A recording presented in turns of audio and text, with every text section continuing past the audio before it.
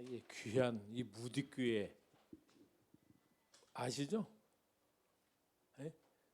무디에 대해서 잘 아시죠? 모르세요? 미국을 19세기에 미국을 움직였던 영적인 거장입니다. 무디.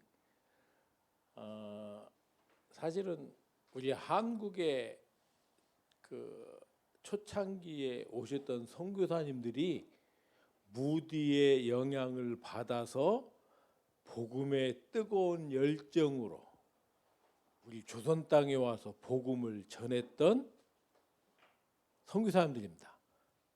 그러니까 무디의 영향을 받았던,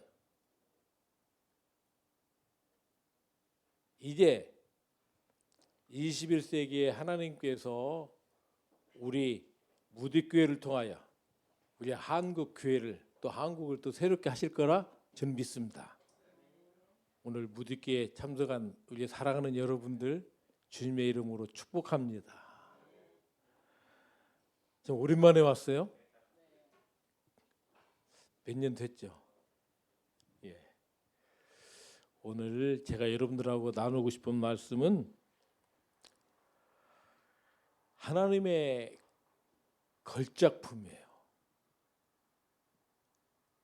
하나님의 걸작품 누굴까요? 바로 저와 여러분들이에요. 하나님이 이 땅을 6일 동안 창조하시면서 하나님의 피조물 중에 가장 걸작품은 우리들이라는 사실들을 우리는 오늘 다시 한번 기억해야 됩니다. 왜? 하나님의 형상 따라 우리가 지음을 받은 존재입니다. 하나님께서 창조를 하시면서 많은 피조물들이 있었지만 하나님의 형상대로 지음을 받은 피조물은 바로 우리들밖에 없기 때문이라는 사실입니다. 하나님의 창조를 하시고 하나님의 생기를 불어넣으셔서 그런 귀한 존재라는 사실들을 우리들이 다시 한번 깨달아야 됩니다. 이 배지 보이죠? 이 무슨 배지인가 알죠? 네? 세월호 배지입니다. 세월호.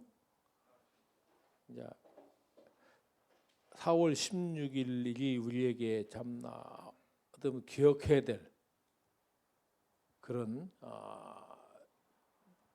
날이에요.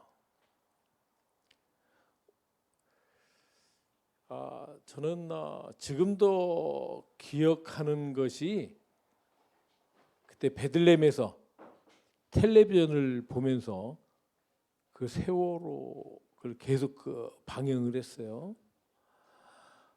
너무나 놀래가지고 대한민국에서 어찌 저런 일이 일어날 것이라고는 꿈에도 생각을 못했어요. 여러분들도 그랬을 거예요.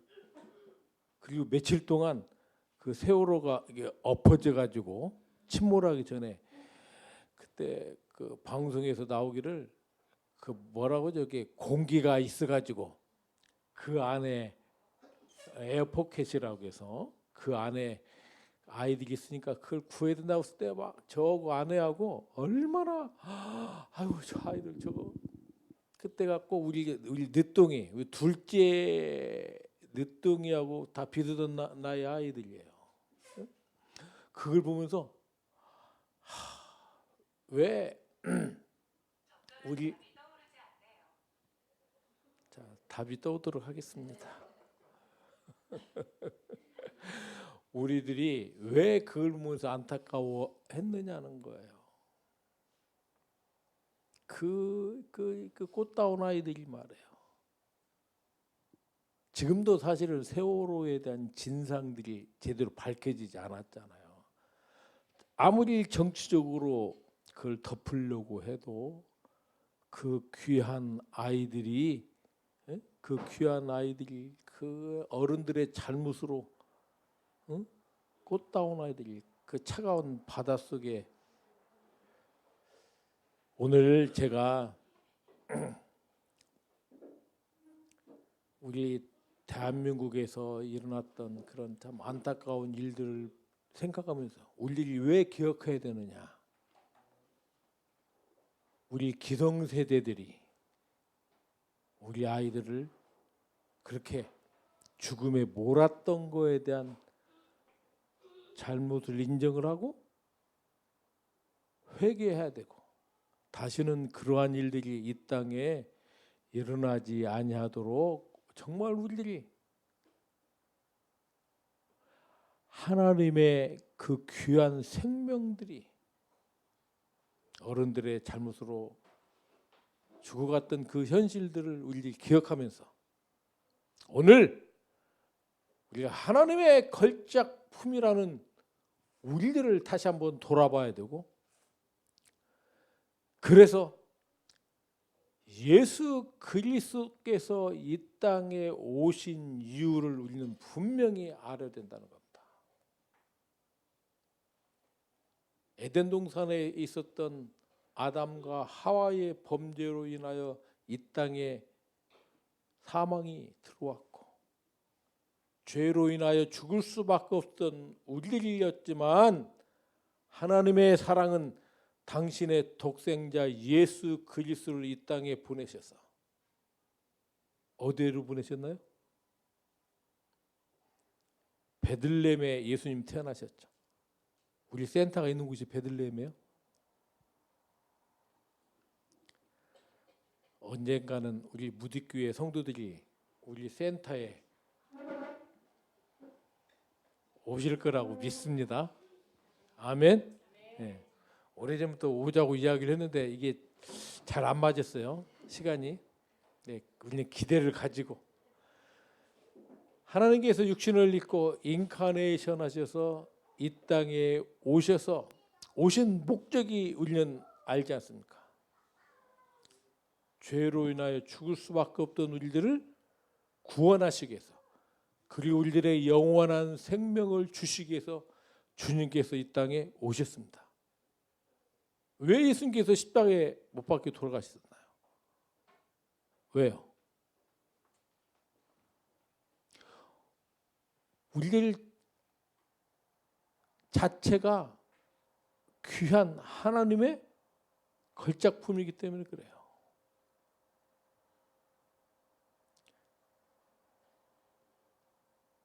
하나님께서 친히 예루살렘 골고다 언덕에 십자가 못 박혀 돌아가심으로 그 보혈의 공로로 우리를 구원하신 이 놀라운 사건들을 우리들은 다시 한번 기억하고 그렇다면 십자가의 보혈로 구원을 받은 우리들에게 하나님께서 하신 놀라운 말씀이 뭡니까?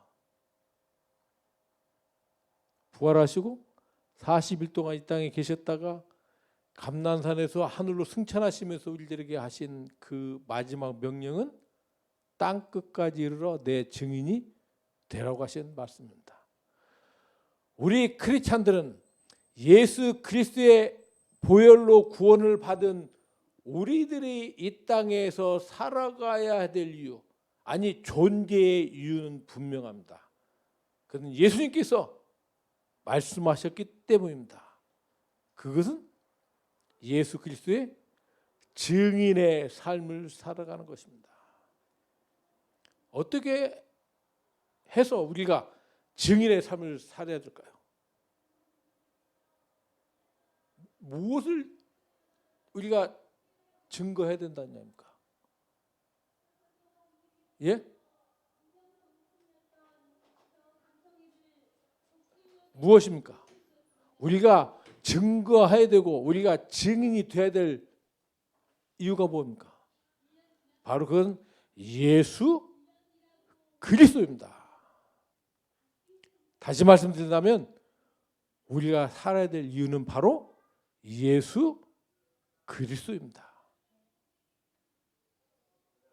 우리가 영원한 생명을 받은 이유가 내가 노력하고 내 능력으로 그것을 받았습니까? 예루살렘에 가면은 통곡의 벽이 있습니다. 서쪽 벽이 있어요.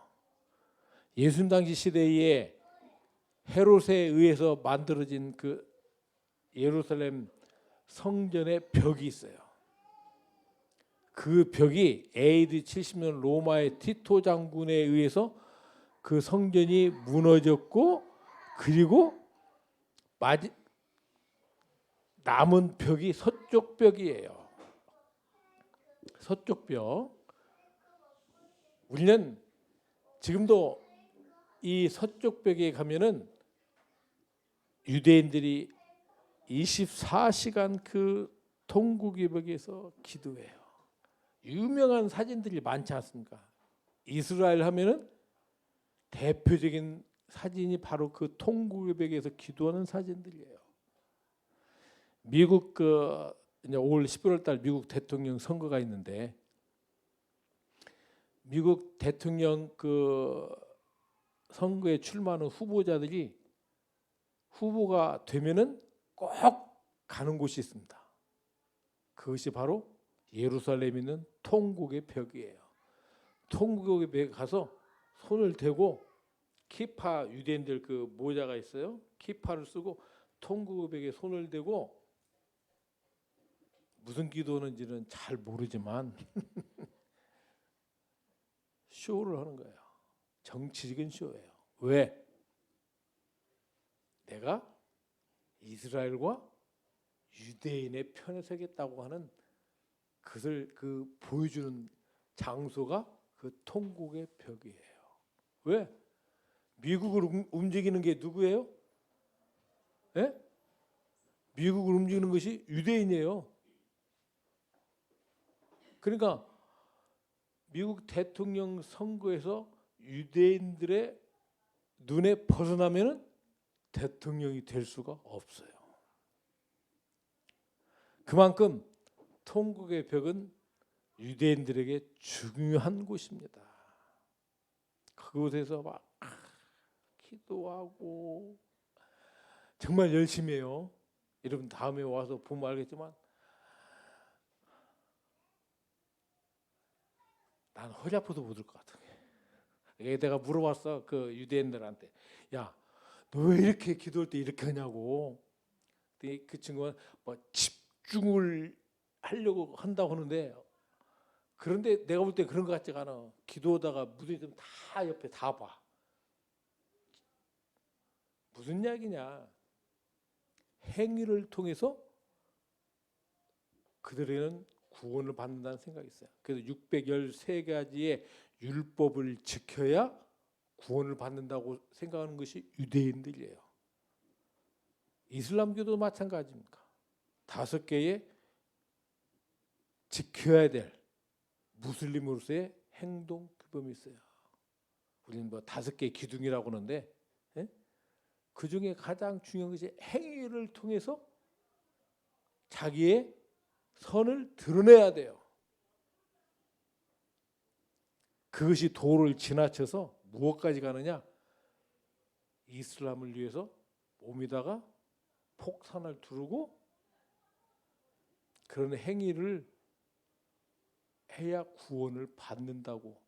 그래서 순교자들이 많은 거예요. 이슬람교에. 다시 말씀드리자면 세상의 종교는 자기의 행위를 통해서 구원을 받는다고 생각하기 때문에, 불교도 마찬가지지 않습니까? 열심히 해요. 그러나 우리 기독교는 내 행위로 구원을 받는 것이 아니라 예수 그리스도의 보혈을 믿고 예수님에 의해서 우리가 구원을 받았다는 이 사실 앞에, 그렇다면 그저 값없이 구원을 받은 우리들이 해야 될 일이 바로 예수 그리스도의 증인으로서의 삶을 사는 것인데, 아직도 우리 주변에는 주님을 알지 못하는 많은 사람들이 있다는 걸 아셔야 됩니다. 요즘 한국교회 분위기와 한국 사회 분위기 잘 아시죠? 솔직히 여러분 이야기를 해보세요. 나는 한국에 와서 막 가슴이 답답해요. 어제도 아는 목사님하고 그 전화 통화를 하면서 한국 사회가 너무나 많이 변했어요. 여러분들 살아가면서 느끼시죠? 예? 제가 한국 사회가 물질적으로 대단히 풍요로워진 건 사실이에요. 그래 안 그래요, 여러분? 한국같이 잘 먹고 잘 사는 나라가 없어요. 우리는 뭐 미국, 유럽 가서 보면 그렇게 잘 살지 못해요. 우리나라 같이 풍요로운 나라가 이 지구상에서 없습니다. 우리들은 아니에요. 제가 오래전에 일본에 아는 선교사님들하고 선교 여행을 갔는데 일본은 우리는 뭐 아파트에도 뭐 보통 뭐 한 40평, 50평 되어야 조금 고급 아파트라고 하죠. 30평은요. 그냥 일반적이라고 생각해요. 근데 일본에서 30평은 장관들이 쓰는 아파트예요. 일반 서민들의 집은 그냥 20평, 그러니까 조그만해요. 그리고 그 일본 그 목사님이 우리들 왔다고 식사 대접, 특별하게 식사 대접한다고 해서 좀 기대를 했거든요, 솔직히. 그런데 갔더니 덴뿌라 있죠. 알아요? 네. 그러면서 그냥 우리 그냥 뭐 일반적으로 먹는 그런 것들이에요. 왜 이 말씀을 드리는군이? 우리는 이렇게 풍요롭게 넘치도록 살면서도 욕망을 질주를 멈추지 않아요. 우리가 이렇게 풍요로운 삶 속에서 살면서 감사와 함께 이것에 대한 만족도가 없어요.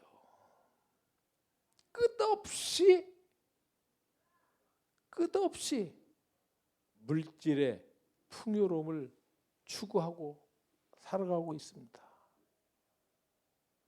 어느 그 신부님이 그러시더라고요. 만족함이 없이 사는. 예? 그 미국의 그 하버드 대학하고 그 MBA도 공부를 하셨던 분이, 예? 미국 그 학자가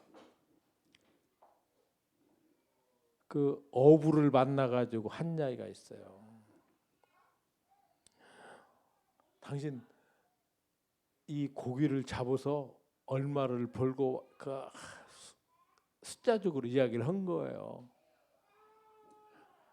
당신 삶에 만족하느냐 했더니 그 어부는 내가 이 바다에 나가서 고기를 잡아서 이 고기의 수입을 가지고 내 가족과 자녀들 먹고 사는데 문제가 없다고 이야기를 했어요.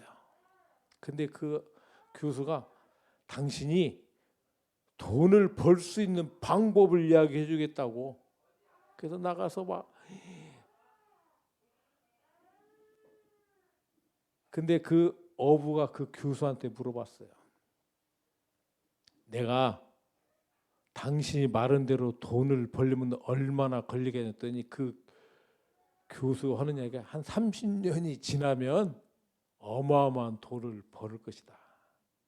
그리고 그 돈을 벌어서 진정한 행복을 느낄 것이라고 이야기를 했어요.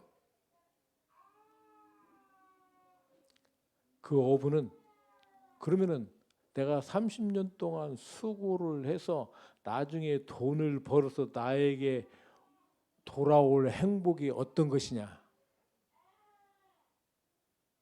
결국은 내가 현재 누리고 있는 이 행복 그 이상도 아니라는 거예요. 그럼 30년의 세월을 왜 내가 그래야 되냐는 거예요.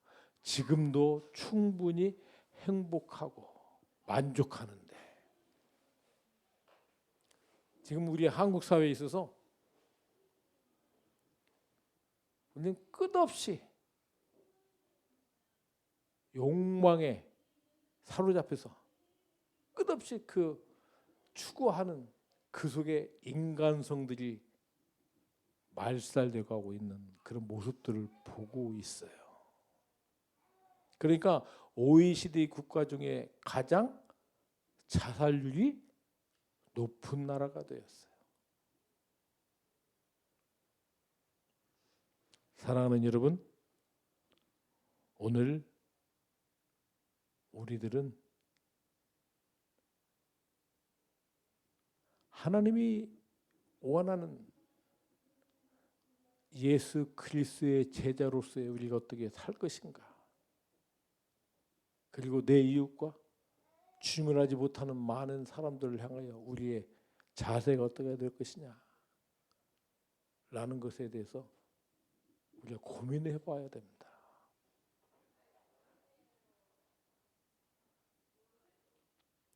요즘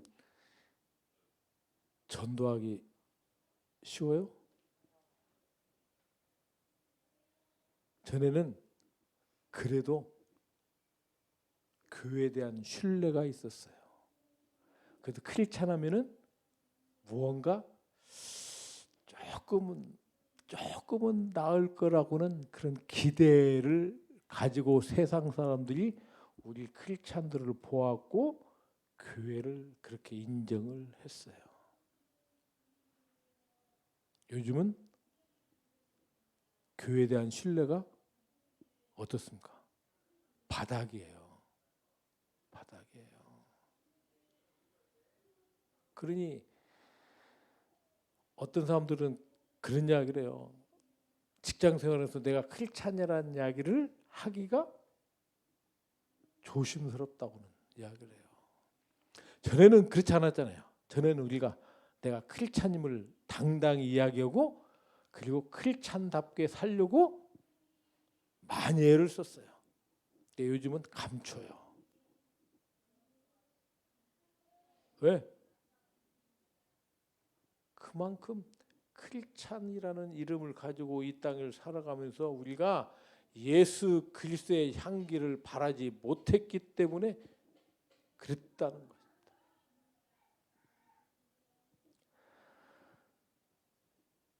사랑하는 여러분, 이제 다시 한번 우리가 초심으로 돌아가야 됩니다. 예수 그리스도의 제자로서 우리가 이 땅에서 주님이 말씀하신 그 영혼 구원을 위해서 우리가 어떻게 살아야 될 것인가, 다시 한번 우리 자신을 돌아보고 주님이 원하는 제자로서의 삶을 살 수 있도록 우리가 노력해야 됩니다. 이 배지를 내가 이야기하는 것도 그런 거예요. 사실 지난주에 그 아는 목사님을 통해서 이게 받았어요. 그 목사님이 그러더라고요. 우리가 4.16 그 세월호의 그 참 아픔을 가지면서 그 아이들, 그 부모들,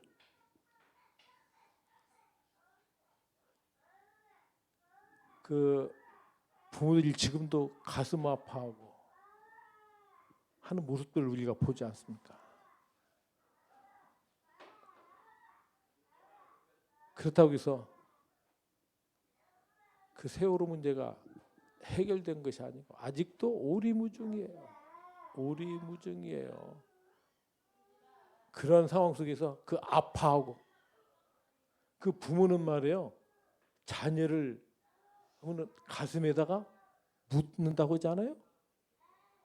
그 부모들을 어떻게 위로하겠냐는 거예요. 그래서 우리 크리스찬들이라도 그 아파하는 그 부모들의 마음에 우리가 위로하고 같이 함께 한다는, 그리고 그들을 한다는 뜻에서 이 배지를 그 세월호 그 단체로부터 구입을 했다고 그러더라고요. 그 내가 하나 돌라고 그랬어요.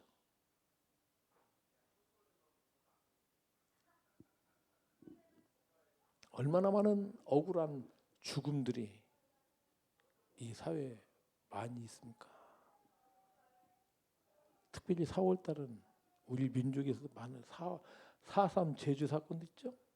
예? 다들 아시죠? 제가 페북에다 그런 글을 썼어요. 이 4.3 사건을 통해서 그 일에 앞장서서 제주 사람들을 학살했던 그 일에 우리 기독교인들, 일부 기독교인들이 가담한 사실 아시죠? 예?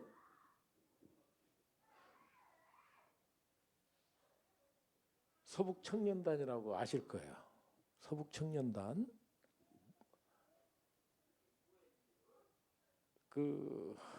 나는 그 생각만 하면 막 너무나 막 미안하고 속상하고, 어떻게 크리스찬들이 그런 일을 하는데 앞장섰는가 생각하면 그냥 이해가 안 가요. 정말 그 속에, 그들 속에 예수 그리스도의 사랑이 있고, 아무리 정치적 이념이 다를지라 할지라도 우리 크리스찬들은 그런 일에 쓰임을 받으면 안 돼요. 그래서 내가 4.3을 맞이해서 그렇게 했던 우리 기독교인들의 잘못에 대해서 내가 개인적으로 사죄를 하고 우리가 기억하자고. 특별히 크리스찬들이 그 글을 썼더니 또 어떤 목사님이 나한테 그냥 또 그래서 한참을 설전을 벌였어요. 그래서 그 목사님한테 유해를 떠나서 일부 크리스찬들이 그 학살에 앞장선 건 팩트 아니냐고. 그렇죠? 예? 다른 것은 이야기하지 말자. 우리가 그 사실에 대해서 우리가 왜 한 생명이 귀한데 하나님의 형상 따라 지음받은 그 귀한 존재를 그렇게 크리스찬의 이름으로 무참히 학살에 앞장섰다는 그 자체에 대해서 우리가 회개해야 되지 않느냐. 근데 나중에 어그리를 하더라고요. 그러면서 나한테 목사님, 중동의 그 어려운 적에서 팔레스타인 영혼들 위해서 수고하시는데 감사하다고.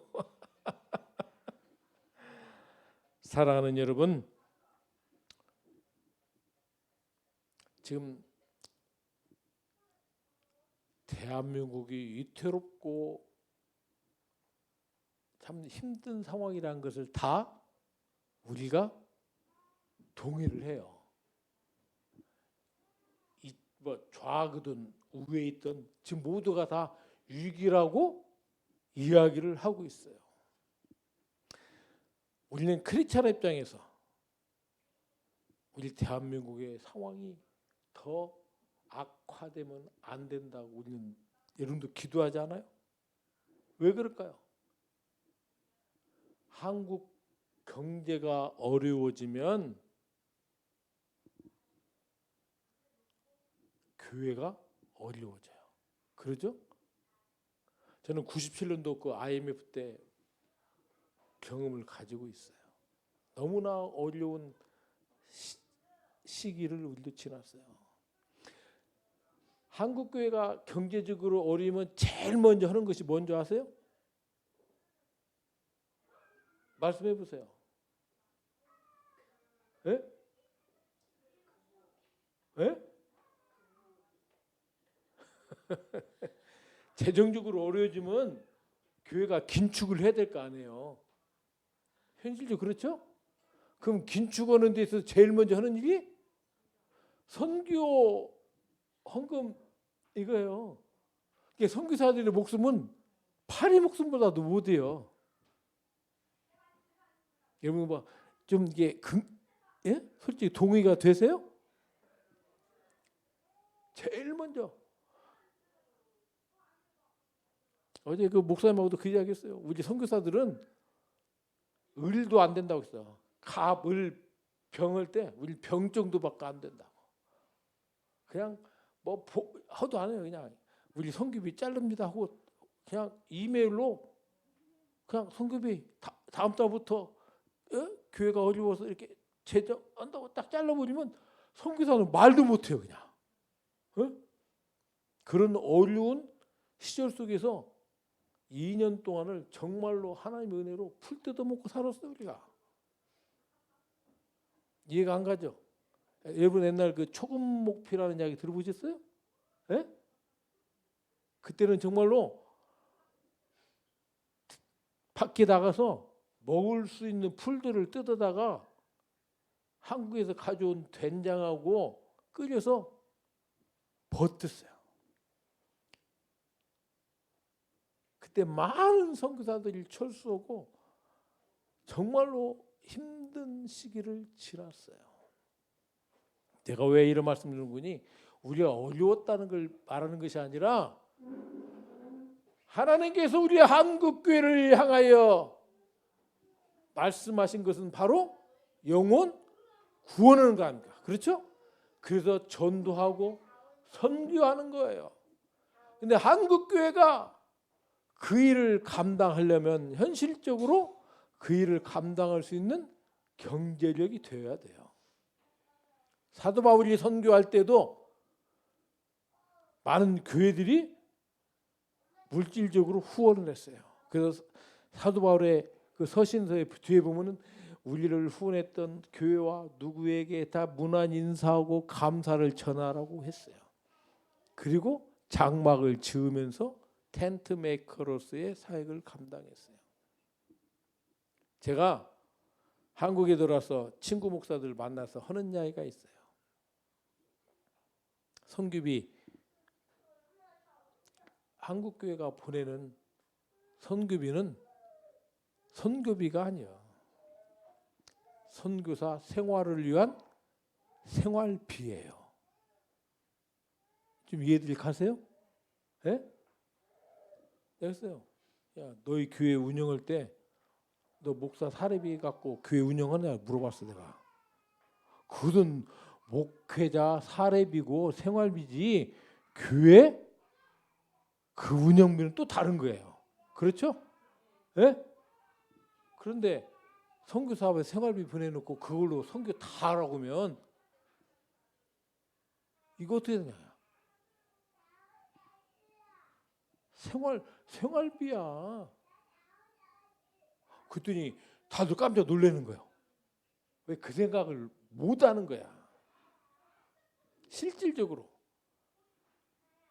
그리고 선교사는 해외에서 살잖아요. 밖에서. 그러니까 더 많은 어려움이 있어요. 물질적으로 그 채워지지 않으면. 미국의 그 침례교단, 남침례교단 같은 경우는 선교사를 보낼 때 그 선교사 생활비와 사역비와 자녀 교육비, 주택비 그것이 다 나눠져 있어요. 그래서 그 선교사가 사역에 집중할 수 있도록 그런 시스템이 되어 있는데 우리는 그런 게 아니에요. 그냥 얼마 그 속에서 그걸 가지고 주택비, 자녀 교육비 이것저것 하려고 하니 그냥 너무너무 어려운 거예요.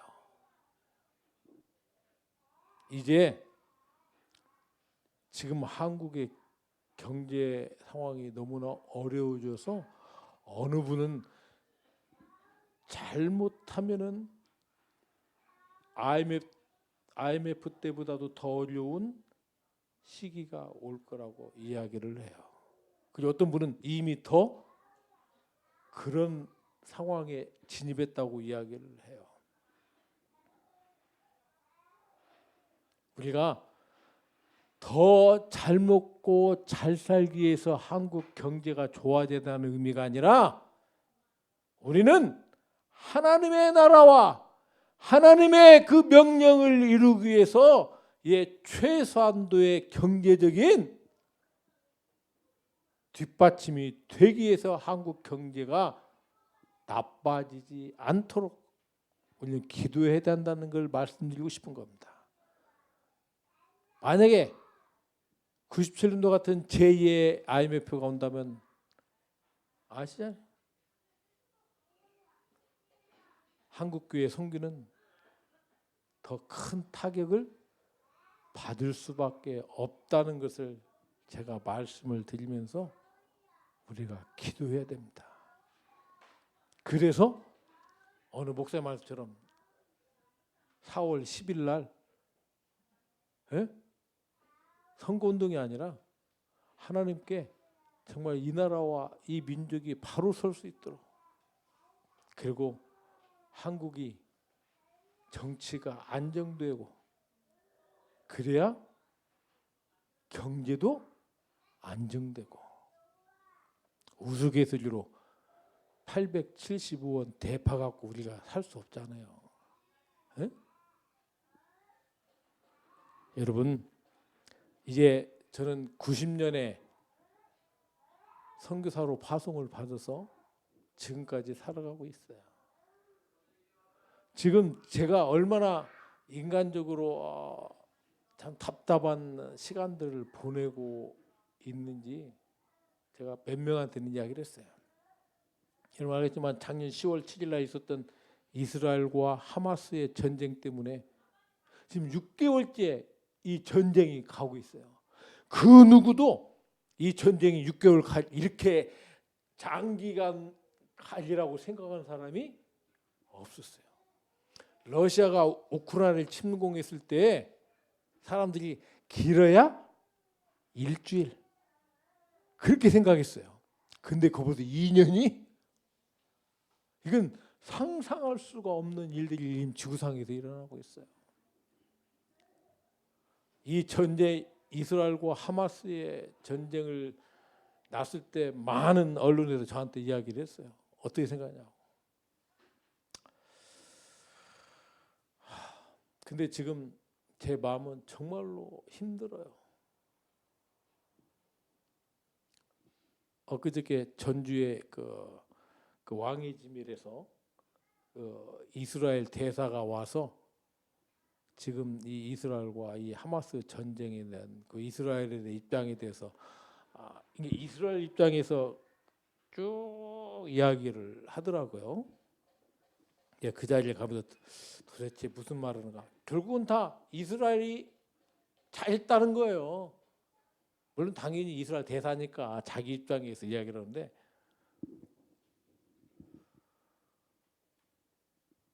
저는 누구 어느 편에서, 내가 팔레스타인 선교사이지만 어느 편을 들고 싶은 마음은 없어요. 그게 복잡한 이야기예요. 그게 단순하게 일어난 전쟁이 아니라 그 속에는 여러 가지 복잡한 일들이 많아요.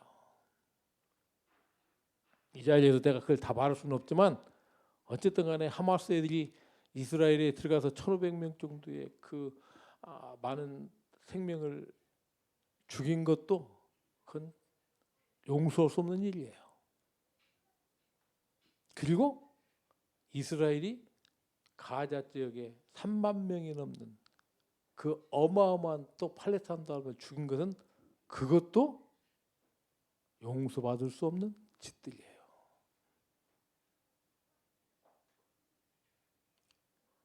귀한 생명들이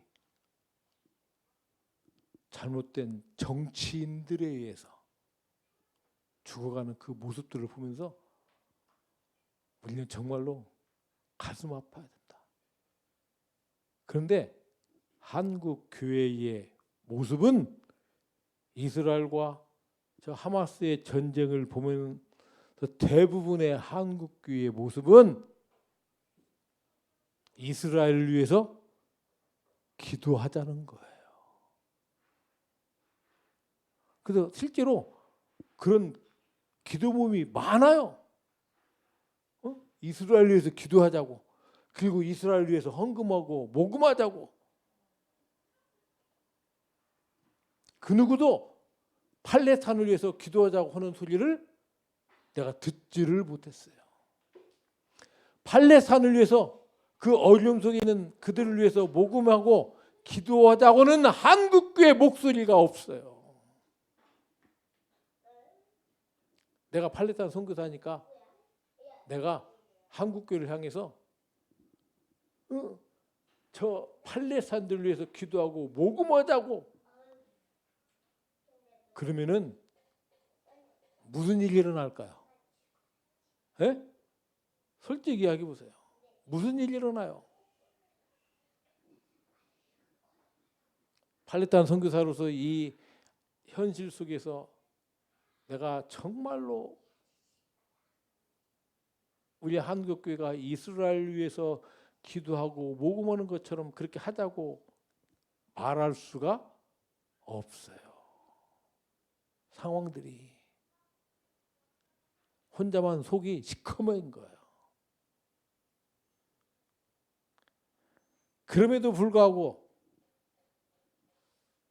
평화의 왕으로 오신 예수 그리스도 주님이 태어나신 베들레헴에 사역하고 있는 사역자로서의 내가 할 수 있는 일은 아니 해야 될 일은 진정한 예수 그리스도의 평화가 이스라엘과 팔레스타인에 임할 수 있도록 우리 한국교회가 균형적인 감각을 가지고 기도하자고 외칠 수밖에 없어요. 왜 하나님께서 저같이 부족한 것을 팔레스타인 선교사로 아무도 관심 갖지 않는 저 팔레스타인으로 보내셨는가에 대한 그래서 저는 항상 리마인드를 하고 있어요. 한국교회가 팔레스타인 선교에 대해서 관심이 없어요. 아니 팔레스타인에 향하여 복음을 전해야 되고 그들도 예수 그리스도의 말씀을 드려야 되고 하나님의 구원을 받아야 된다고 생각하는 분들이 거의 없어요. 물론 요즘 들어서 조금 관심들을 갖기 시작했지만 아직도 멀었어요. 오늘 제가 왜 하나님의 걸작품이라고 하는 이야기를 했느냐? 유대인도 귀하고 그 땅에서 같이 살고 있는 팔레스타인도 하나님의 걸작품이라는 것을 말씀을 드리고 싶은 거예요. 우리는 이스라엘을 향한 이스라엘은 선민이고 막 이스라엘에 대한 이야기만 나오고 막 그냥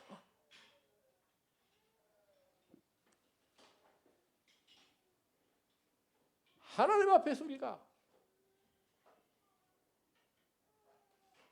동일하게 유대인의 영혼이 귀하면 팔레스타인도 귀하다는 것을 말씀드리고 싶은 겁니다. 그들도 구원을 받아야 될 하나님의 걸작품이기 때문에 그렇다는 것을 이제 사도행 1장 8절에 주님께서 말씀하신 증인의 사명을 감당하기 위해서 우리 한국교회가 어떠한 모습으로 하나님 앞에 서야 될 것이냐라는 사실입니다. 여러분 선교라는 것은 감정 갖고 할 수 있는 것이 아니에요. 그렇죠? 열정만 갖고 그 일을 할 수가 없어요. 그래서 선교의 전략과 전술이 있어야 되고 그 선교를 주님 오시는 그날까지 감당해야 될 공간도 필요한 겁니다. 그래서 하나님께서 저같이 부정한 것을 그 땅에 보내셔서 저는 한국 사람으로서의 팔레스타인 선교의 제1호 선교사입니다. 첫 번째 팔레스타인 선교사로서의 내가 해야 될 일이 무엇이냐라는 것을 저는 선교 현장에서 깨닫게 하셨어요. 방금 말씀드린 대로 선교는 열정만 갖고 할 수 있는 것이 아니에요. 그리고 특별히 팔레타는 98%가 무슬림이에요. 무슬림 속에 들어가서 무슬림 사회에 들어가서 내가 어떻게 무엇을 할 수 있겠냐는 거예요. 사는 것조차가 어려운데. 그리고 한국교회가 관심이 있어야 선교라는 것이 꾸준히 그 일 할 수 있는 거 아닙니까? 관심이 있어야 뭐가 와요? 재정도 오는 거예요. 관심이 없는데 재정이 와요? 우리 한국교회는 참 열정이 또 감정적인 민족이잖아요. 그러니까 막 조금 막 어렵고 힘들고 막 좀 이렇게 막 좀 해야 막 선교가 막 하고 우르르 하고 선교 헌금도 하고 기도도 하는데 팔레스타인은 애시당초 선교지라고 생각을 안 해요. 우리 무드교회 우리 성도님들이야 잘 아니까 그렇지만 대부분의 한국교회는 팔레스타인은 선교지라고 생각을 하지 않아요. 그러니 선교지라고 생각을 안 하는데 후원도 쉽지 않아요. 그러니까 저는 기적같이 참 그 속에서 버텨냈어요. 하나님의 은혜로. 그럼에도 불구하고 하나님께서 저를 그 땅에 보내셔서 나에게 주신 소명이 무엇이냐? 바로 이 마지막 복음이 시작됐음에도 불구하고 복음의 땅끝이 되어버린 저 땅을 향한 하나님의 마지막 명령을 이루어갈 수 있는 선교의 공간을 만드는 것이라고 말씀하셨고, 그래서 그 일을 위해서 그게 저에게 한국 제1호 팔레타인 선교사로서의 역할이라고 생각을 했고, 그리고 이 팔레타인 선교를 통해서 결국은 마지막 땅끝 선교인 유대인 선교를 이루어갈 수 있는 그 일을 위해서 저를 먼저 보내셨고, 하나님의 기적 같은 은혜로 선교의 교두부를 하나님께서 세워주신 겁니다. 오늘 제가 시간이 많이 지금 갔지만 이제 우리 하나님께서 세워주신 저 센터를 보면서 정말 하나님의 그 걸작품들을 향하여 우리 한국교회가 마음을 열고 유대인과 팔레스타인을 품고 나갈 수 있는 그 진정한 예수 그리스도의 평화가 저 땅에 임하며 우리 한국교회가 마지막 땅끝 선교를 이루어갈 수 있는 공간들을 주신 하나님께 감사하고 저 공간을 통해서 마지막 하나님의 땅끝 선교를 이루어가는 우리 한국교회가 되면 참 좋겠다. 사실은 많은 분들이 오해를 해요. 저 센터를 보고는 되게 5층짜리 650평 빌딩이니까 어마어마한 거예요. 그러니까 막 후원이 엄청 되고 막 경제적으로 1,000만 원 20년이 걸렸어요. 하나님께서 필요할 때마다 필요한 사람들을 통해서 하나님께서 역사함으로 그 센터가 그냥 이루어져 갔어요. 왜? 하나님의 은혜로 세워진 센터였기 때문에 저희는 이 자리를 통해서 여러분들에게 엘리야의 까마귀를 통해서 엘리야를 먹이신 하나님의 은혜를 저희는 체험하고 지금까지 살아온 선교사예요. 저 센터는 하나님의 특별한 한국교회를 향한 하나님의 선물이라고 저는 믿습니다. 우리 센터를 한번 잠깐 볼까요?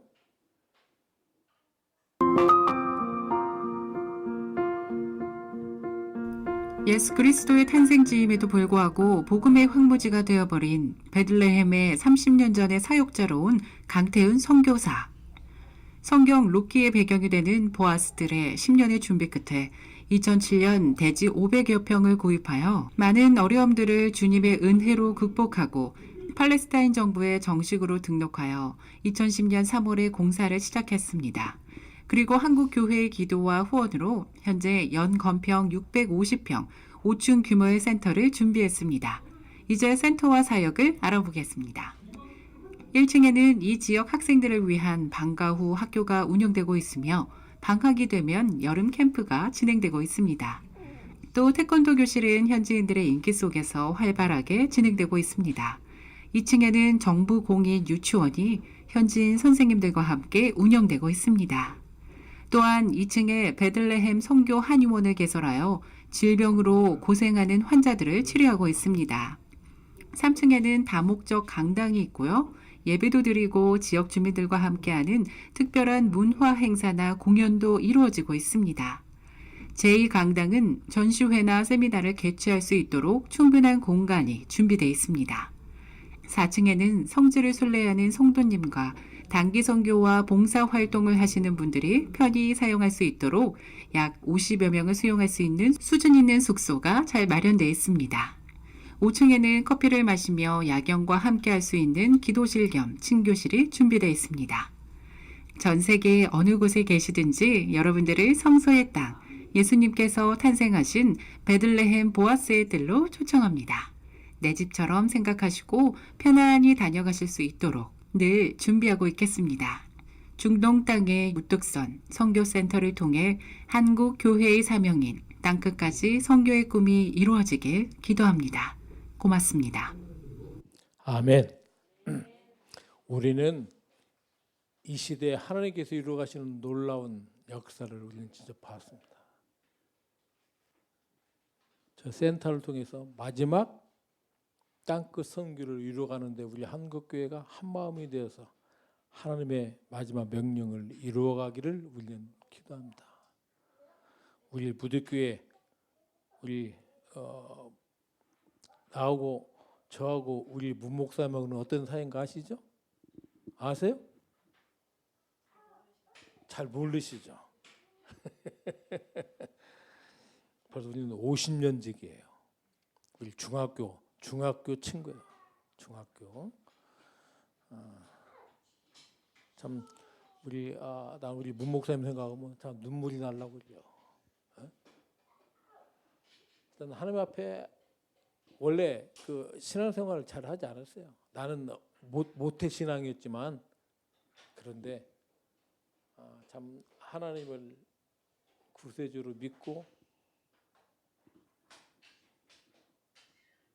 또 이렇게 귀한 또 사역자가 되어서 같이 이렇게 친구로 같이 목사로 우리가 이게 참 같이 살아간다는 것이 얼마나 참 복된 일인지. 그래서 이름도 무드교회야. 무드교회. 내가 처음 설교 시작하기 전에 무드교회, 무드에 대해서 이야기했던 것이 그래요. 무드같이 살겠다고. 그러면서도 그렇게 한 길로 가는 친구를 보면서 참 내가 참 감사하지 않을 수가 없어요. 사랑하는 여러분, 우리가 다시 한번 이 마지막 때 하나님께서 맡겨진 이 귀한 사명을 위해서 우리가 기도하며 한 길로 가는 우리 부득교회 그리고 귀하신 우리 성도님들이 되어서 교회의 크기와 성도가 중요한 것이 아니에요. 하나님 앞에 바로 서 있는 우리들 소수가 바로 설 때 하나님께서 우리 무드교회를 통해서 우리 한국교회를 살릴 것이고 그리고 우리 조국 대한민국을 새롭게 할 것이라는 확실히 믿습니다. 믿으시죠? 아멘. 우리 한 1분간만 우리 기도했으면 좋겠습니다. 하나님, 하나님의 걸작품들인 우리 귀한 생명들이 인간들의 욕심으로 전쟁이라는 이름 하에 많이 희생되는 아픈 현실을 보면서 속히 러시아와 우크라이나 전쟁이 멈춰지게 하시고 이스라엘과 팔레스타인 간의 전쟁이 속히 멈춰지고, 그리고 이 조국 대한민국에 들려지는 전쟁의 그림자가 사라지도록 이 땅을 불쌍히 여겨주시옵고, 그리고 한국교회에게 주신 이 시대 마지막 사명인 선교의 사명을 잘 감당할 수 있도록 우리 같이 기도했으면 좋겠습니다. 우리 한 1분 정도 같이 기도하십시다. 사랑하는 충만하신 아버지 하나님 감사합니다. 이 시간에 저희들이 하나님의 걸작 보여라는 아버지 하나님 제목으로 제가 말씀을 들었지만, 아버지 하나님 우리가 영혼을 사랑하며 하나님의 아버지 하나님 귀한 생명들이 인간의 욕심으로 전쟁이라는 이름 아래 아버지 하나님 정말 죽어가는 많은 아픈 현실을 바라보면서 속히 전쟁들이 멈춰주게 하시고, 이 조국 대한민국 한반도에도 전쟁의 그림자가 무너지게 사라지게 하여 주시옵고, 다시 한번 우리 한국교회가 아버지 하나 한 영혼들을 귀하게 여길 수 있도록 주여 도와주시기를 원합니다. 우리 무드교회를 지금까지 인도하시고 도우신 하나님, 우리 무드교회를 통한 놀라운 역사가 있게 하시고, 앞으로 계획 아버지 하나님의 계획 가운데 귀한 믿음의 공동체로 더욱더 성장하며 하나님께 영광을 돌리는 귀한 재단 되도록 주님 도와주시옵소서. 우리 문목사님을 도우시고 더욱더 영육간의 강건함을 허락해 주셔서 귀한 양들에게 꼴로 먹이는 데 부족함이 없도록 주여 도와주시기를 원합니다. 이 시간에도 예배에 참석한 귀한 종들에게 늘 베풀어 주시옵고, 아버지 한 마음 한 뜻이 되어서 하나님의 뜻을 이루어가는 우리들 되게 하옵소서. 사랑하시는 내 아버지 하나님 감사합니다. 거룩한 주일 제들 주의 전에 나와 예배하며 말씀 속에 하나님의 뜻을 깨달을수록 도우심을 감사합니다. 우리들 모두가 각자가 하나님의 귀한 걸작 부임을 깨닫게 하시고 이 땅에서 삶이 복되게 하여 주시기를 원합니다. 무드교회를 이곳에 세워주시고 귀한 종을 통하여 지금까지 놀라운 역사를 이루신데, 하나님 무드교회를 향한 하나님의 놀라운 계획과 역사가 더욱더 은혜 가운데 풍성할 수 있도록 도와주시기를 원합니다. 아버지 하나님, 앞으로의 큰 계획 가운데도 함께해 주셔서 하나님의 살아계심을 저희들이 증거할 수 있도록 도와주시기를 원합니다. 이 땅을 불쌍히 여겨 주셔서 아버지 하나님 정파적으로 편을 가르는 일이 없도록 도우시고, 백성들을 귀히 여기는 귀한 정치가 이루어지도록 도와주시기를 원합니다. 4월 10일 있을 선거에서도 하나님을 두려워하며 백성들을 정말로 귀중히 여기는 자들이 바른 정치할 수 있도록 주님 특별히 이번 4월 10일 선거에 이 민족의 운명이 걸렸음을 알고 우리 한국교회가 깨어 기도함으로 아버지 하나님 이 민족을 위하여 기도하는 귀한 날 되게 하여 주시기를 원합니다. 다시 한번 이 자리에 참석한 귀한 성도들에게 한없는 하늘의 복으로 함께하여 주시옵소서. 예수님의 이름으로 기도하였습니다. 아멘.